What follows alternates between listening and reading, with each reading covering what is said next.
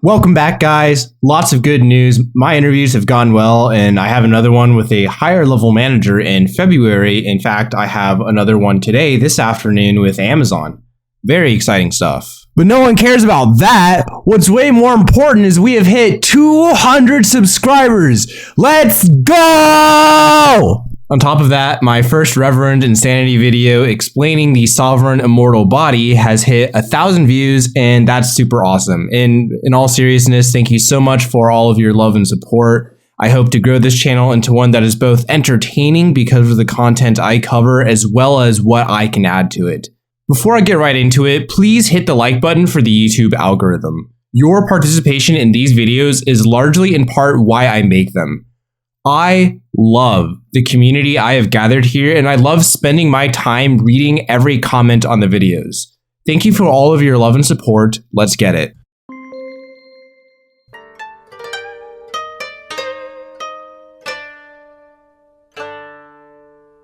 So, of course, before the start of the novel, Fang Yuan isn't the person we know him to be. Fang Yuan's untold tale, his original journey from going from righteous to demonic, is his own battle of his personal values. I think one of the beautiful parts of this novel is the fact that we don't even need to understand the details of his past. What could possibly drive someone to such anti-societal behavior? Clearly things like hypocrisy, betrayal, and tragedy. Without knowing much, the readers of Reverend Insanity understand intrinsically that Fang Yuan has had a difficult journey, and that his unemotional, stable behavior, unbiased by neither success nor failure, can only be achieved by someone who has confronted themselves and steeled their resolve. Obviously, this is demonstrated by the chapter titled Fang Yuan's Perseverance, as he is discovered to be the second person to ever traverse the reverse flow river. But we didn't even need this chapter to understand him. The reason why this chapter is satisfying is because from the beginning, we already knew the magnitude of his life experiences, and only by chapter 1285, having some of the past revealed to us is satisfying because we are already big fans and knew his history had to have reflected what was written and fleshed out later. The novel didn't need to state it. It held off on developing concrete situations of his past until this far into the novel, purely as a moment of fan service. The man versus self journey is implied within the novel by his actions and behavior, not something that has been explicitly told. This conflict is both easy and also difficult to discuss. Ultimately, despite the Venerables being the most powerful existence of their era, they are not omnipotent. Giant Sun Immortal Venerable still had to have long hair ancestor refine goo for him. Sure, the Venerables have no equals when it comes to threat level, but are they really gods? In the end, they are all killed off intentionally by Heaven's will. The fact that Fang Yuan is fighting against Heaven's will symbolizes his fight against the essence of what prevents gods from existing in the first place. Before he is cognizant of Heaven's will, he is simply fighting the natural world. It's man versus nature. But by Fang Yuan plotting against Heaven's will, whose personality is to replenish deficits and cut down on surplus, Fang Yuan is conflicting with a semi-living entity that represents the non-existence of gods. Fang Yuan fighting against Heaven's will and refining the heavens themselves is his response that if there is no god, he will become one.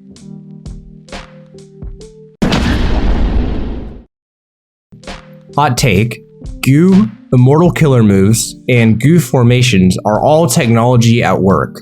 I think Fang Yuan's fight against technology is best represented with the zombie revival arc. So much of that arc was focused on what it means to be an immortal zombie.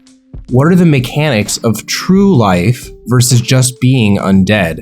In addition to learning about the existing methods to revive from the state of being undead. The arc also explores ways to mitigate the drawbacks of being an immortal zombie. Seemingly, the inability to feel pain would be a perk of technology, but losing your situational awareness because you can't feel your backside being attacked is an obvious drawback. Having infinite lifespan as a zombie, but no longer being able to smell or taste, defeats many of the reasons why most of us enjoy our lives. Finding ways to overcome these limitations is also a story of innovation, praising technology, but ultimately Fang Yuan's main goal of escaping his fate of being undead represents the technology that was originally useful but has later become a burden to his life.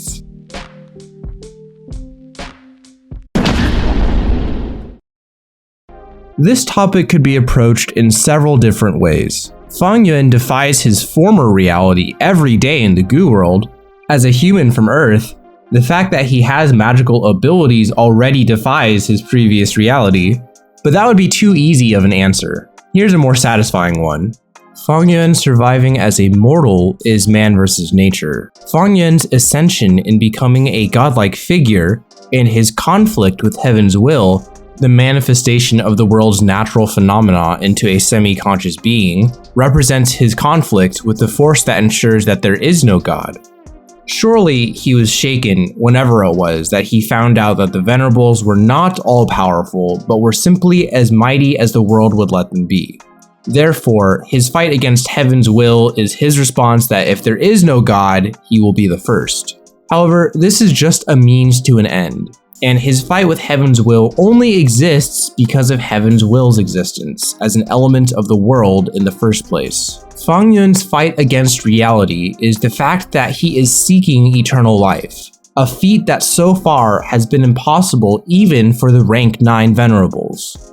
A world that naturally forbids the production of life-extending methods when an all-powerful Venerable is in play means that Fang Yuan is fighting the rules of nature and reality itself. Heaven's will was originally simple, and was later made to be more crafty by star constellation Immortal Venerable. That means that ultimately, it can be reduced to an even more simple state than it was originally, which opens the possibility of Fang Yuan increasing the production of lifespan goo indirectly. However, on top of this, Fang Yuan is directly studying the nature of reality by his Heaven Path attainment levels, and by cultivating Heaven Path is fighting reality itself, where victory results in becoming the master of reality. We don't know how the novel will end, but I don't think it even matters. Reverend Insanity is entertaining because of our interactions with the character known as Fang Yuan, his personality, his perseverance, his ruthlessness. This is what makes the novel, not eternal life. It's entirely possible that Fang Yuan will die and fail in his quest for eternal life. The success isn't what's important. It's his fight against the world and the rules of the world, his fight against reality.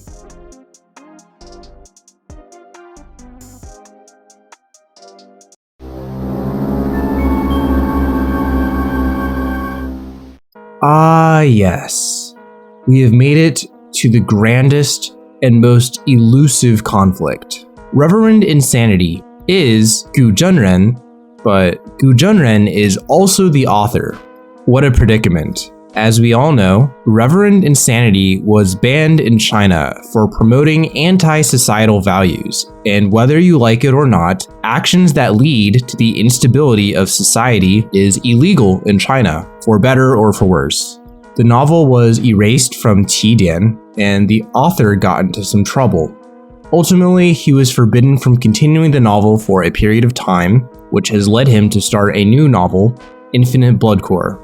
In an author's note of Volume 1, he declares this new novel is supposed to be his masterwork.